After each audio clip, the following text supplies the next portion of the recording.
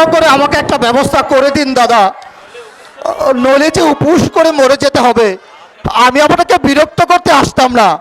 চন্দ্রিমা বললে, দেখো অনন্ত, একবার নয়, দুবার নয়, তিনবার আমি তোমার চাকরির ব্যবস্থা করে দিয়েছি, কিন্তু 1 বছরের বেশি তুমি কোথাও টিকতে পারলে না। ওরা আমাকে ইল্লিগাল কাজ করতে বলেছেন। চুপ করো পদার্থ! যাদের পেটে নেই ভাত, পরনে নেই কাপড়, নেই মাথা গোজার আত্মা, তাদের আবার লিগাল ইলিগালের প্রশ্ন। তোমার দারিদ্র আমি কেন, স্বয়ং ভগবানও গুছাতে পারবেন না। আপনার ফার্মে না হয় একটা ব্যবস্থা করে দিন দাদা। আমার ভাবে তোমার মতো মহাপুরুষের চাকরি হবে না। তুমি আর নরেন দুটোই খরজন্ম মহাপুরুষ। আদর্শ, সাধুতা, সত্যবাদিতা তোমাদের জীবনের মূল মন্ত্র। এখন আদর্শ ধুয়ে ধুয়ে জল খাও, আমার কিচ্ছু করবার নেই। আজ আজ 2 দিন ধরে আমরা উপবাসী। দয়া করে গোটা 20 টাকা আপনি আমায় দিন। তোমার কাছে বোন বিয়ে দিয়ে আমি চুরের দায়ে ধরা পড়িনি মশাই। যে পদার্থ বিয়ে করে বউকে খেতে পড়তে দিতে পারবে না, তার গলায় দড়ি দিয়ে মরা উচিত।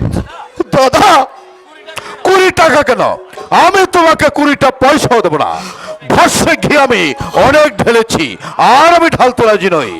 আপনি আমার আত্মীয়। না, তোমার মতো পদার্থকে আমি আত্মীয় বলে স্বীকার করি না।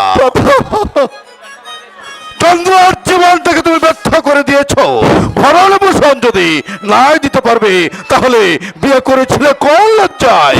যাও, গলায় দড়ি দাও, আমার কিচ্ছু করবার নেই। আপনি আপনি ঠিকই বলেছেন দাদা, আপনি ঠিকই বলেছেন। আমার মতো হতভাগ্যের বেঁচে থাকার কোনো সার্থকতা নেই। এই সমাজের সঙ্গে যখন আমি নিজেকে খাপ খাইয়ে নিতে পারলাম না, তখন তো আমার মরাই উচিত, মরাই উচিত। জন্য মনের জোর থাকা চাই, শেষ স্টামিনাটুকু নেই তোমার মধ্যে। সাধুতার সত্যবাদিতার যুগ এটা নয়, এটা হচ্ছে সততার প্রবঞ্চনার যুগ, জাল ভেজালের যুগ।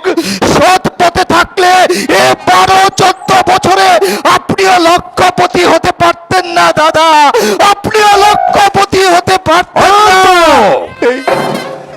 তাই এই রঙা পৃথিবীতে আমিও বাঁচতে চাই না, আমিও বাঁচতে চাই না। এই দারিদ্রের দুর্বিষহ জীবন যন্ত্রণা মুখ করার আগে চলন্ত গাড়ির তলায় চাপিয়ে পড়ে শেষ করে দেব আমার এই দুঃখের জীবন। অনন্ত, এই পতিতা দরিদ্রী তোমার সন্তানদের সঙ্গে আমি আপোষ করে চলতে পারলাম না।